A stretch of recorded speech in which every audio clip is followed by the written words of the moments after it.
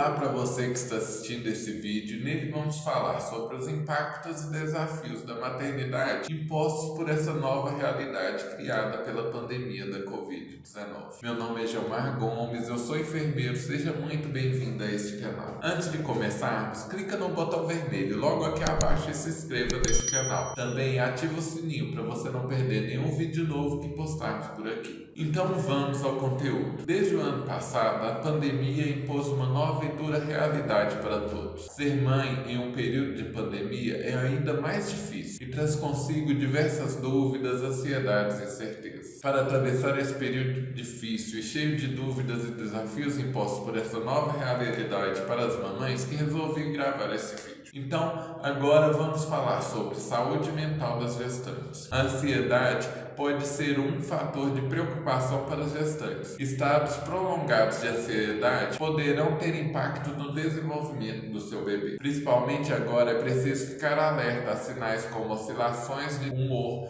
sensação de não valer a pena, sentimentos de incompetência, falta de vinculação com o bebê, dentre outros. Uma pesquisa inédita realizada com foco na mensuração da ansiedade materna entrevistou 1.662 mulheres de 10 capitais brasileiras e constatou que 23,5% das gestantes apresentam níveis moderados a grave de ansiedade. A coordenadora da pesquisa, a obstetra professora Roselina Omura, relatou que o estudo mostrou que esse aumento da ansiedade está relacionado principalmente à falta de confiança na autoproteção contra a Covid-19, dúvidas quanto à presença de acompanhante durante o parto e dúvidas sobre a segurança da amamentação, prognóstico incerto, isolamento social, restrição de liberdades individuais, perdas financeiras, declínio da qualidade de vida e mensagens conflitantes de autoridades governamentais. Vamos então falar agora sobre a saúde mental de mães e bebês. Assim como as gestantes, as mamães devem ter uma maior atenção aos efeitos do isolamento em sua saúde mental. A ansiedade pode ser uma grande vilã. Busque uma rede de apoio que vai te oferecer suporte emocional, psicológico e também motivacional. A rede de apoio é fundamental, principalmente nos primeiros meses ou anos de vida do bebê. Pode ser a família, o marido, amigas, às vezes até pessoas que você nem conhecia antes. E durante a pandemia, como não podemos receber visitas e nem fazer aglomeração, essa rede de apoio se transforma em virtual. Grupos de apoio por WhatsApp, chamadas de vídeo, colaboram para o apoio psicológico e apoio com o bebê. A casa fica para as pessoas mais próximas. Uma ótima dica é que você entre em algum grupo online de algo com que você se identifique para trocar experiências. Com relação à saúde mental dos bebês, é importante que eles sejam sempre estimulados. Esses estímulos são importantes para o desenvolvimento cerebral do seu bebê. Com crianças maiores, proponha brincadeiras que estimulem os diferentes sentidos. E lembre-se, você está fazendo e dando o seu melhor. Uma outra dúvida muito frequente, neste caso, para as tentantes é esperar ou não para engravidar. A pandemia do novo coronavírus revirou tudo, mudou a nossa rotina e até mesmo as nossas expectativas de futuro e como enxergamos. Nesse novo contexto, uma dúvida que ronda o universo das tentantes é engravidar ou esperar para engravidar. Responder essa pergunta não é fácil e apesar de recomendações que possam surgir por aí, essa decisão é única e individual de cada tentante. Porém, alguns pontos devem ser levados em consideração a fim de ajudá-la a responder a essa questão. E quais são eles? Qual a sua idade? Se você tem mais de 35 anos, você já tenta engravidar há mais tempo ou está começando a tentar há pouco tempo? Já realizou um exame para avaliar sua reserva ovariana? Qual o prejuízo na sua fertilidade caso você decidisse aguardar 6 meses para engravidar? Você já fez algum tratamento de fertilização? No caso das mulheres acima de 35 anos, ou que já estão tentando engravidar há mais de um ano, ou que estão em tratamento de fertilização, ou que tem baixa reserva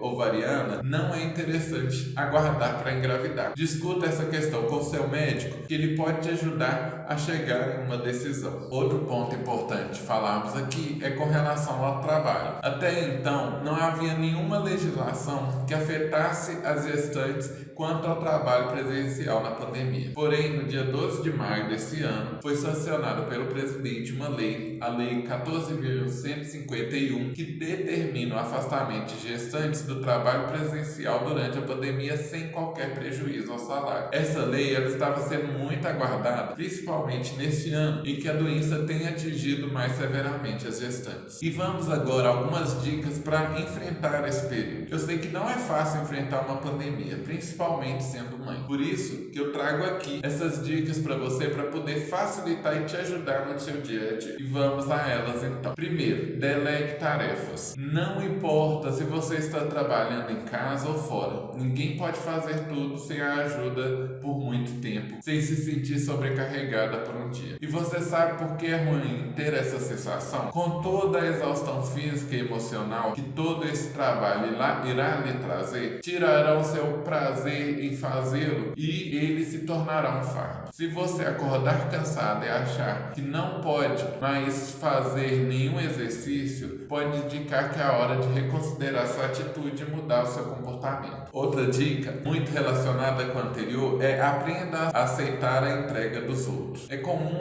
ouvir de mães e esposas que gostam de realizar todas as tarefas sozinhas, porque não gostam da maneira como os outros realizam. Ao mesmo tempo, apresentaram afirmações contraditórias sobre como desejam que as pessoas se preocupem mais com elas e as ajudem. O mesmo é verdade em sua carreira. Você já deve ter ouvido a frase: você quer que seja bem feito? Então faça você mesmo. Mas saiba que essa frase é um erro e todas as atividades que serão realizadas na vida têm diversas formas de serem realizadas. Fazer de uma maneira diferente, isso não significa que se você não fizer do seu jeito será ruim. Portanto, comece a delegar e aceite a forma como isso será feito. Reserve um tempo para você fazer algum exercício físico. Você pode pensar: se estou cansado de fazer exercício físico, pior ainda se eu fizer. O que talvez você não saiba é que o exercício físico não faz apenas bem para o seu corpo, como previne doenças cardiovasculares, diabetes, obesidade, estresse e dores. Também pode prevenir doenças mentais. Corpo e mente não podem ser compreendidos duplamente. Na verdade, são a mesma coisa. Se o corpo estiver em boas condições, a mente tenderá a permanecer saudável e vice-versa. Quando fazemos exercícios físicos, estimulamos a produção de hormônios e neurotransmissores humanos e o nível de estresse diminui, a qualidade do sono aumenta e o aumento dos hormônios ajuda a aliviar sintomas da TPM de certos músculos e articulações. Ao longo do tempo, a dor diminuirá. Com o passar do tempo, você se tornará mais disposta e feliz, além de deixar as doenças mentais mais longe. Se você não é praticante de atividade física e vai começar, comece aos poucos e vá aumentando gradativamente para que seu corpo vá se acostumando. Outra dica é: tenha tempo para você. Pense no que você gosta de fazer e escolha um determinado horário do dia ou da semana para entrar em contato com você mesmo. Este será o seu momento com você e para você, em que você pode fazer aquilo que você mais gosta ou que te dá prazer. Muitas mulheres gostam de ir ao salão, outras de assistir TV, outras de dormir e por aí vai. Não importa qual seja o seu hobby, arrume um tempo para fazer. Outra dica é: relaxe e respire. Na correria do dia a dia, tenho certeza que ter pequenos momentos de relaxamento